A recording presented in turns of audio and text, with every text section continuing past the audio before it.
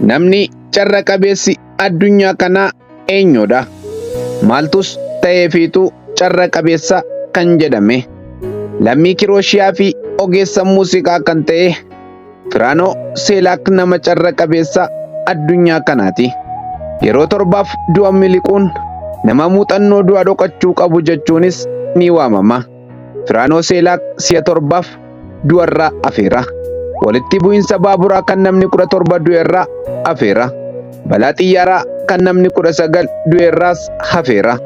Karaarraa kaatee baasii galaanatti kufe keessaa namni 4 yoo du'u, inni garuu akka qurxummitti daakee ba'uu danda'eera. Konkolaataa inni oofu si'a 2 dho'eera. Inni garuu kanarraas hafeera. Anarraa amma hin haftu waan jedhu wayii kan fakkaatu balaa konkolaataa fe'insaa irraas hafuu danda'eera. Wanti nama dhibu kana hundumaa darbee carraa jireenyaa isa mudateedha. Innis bara 2003 looterii Kirooshiyaa doolaara miliyoona 1 mo'achuuf abbaa carraa ta'eera. Bara 2016 waggaa 87ffaa isaatti addunyaa kanarraa boqote.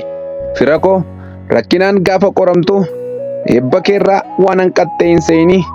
Guyyaa tokko kana hundumaa dabarte nama galataa ta'uuf jirtu addoodhaa kanan dubbisee irraati.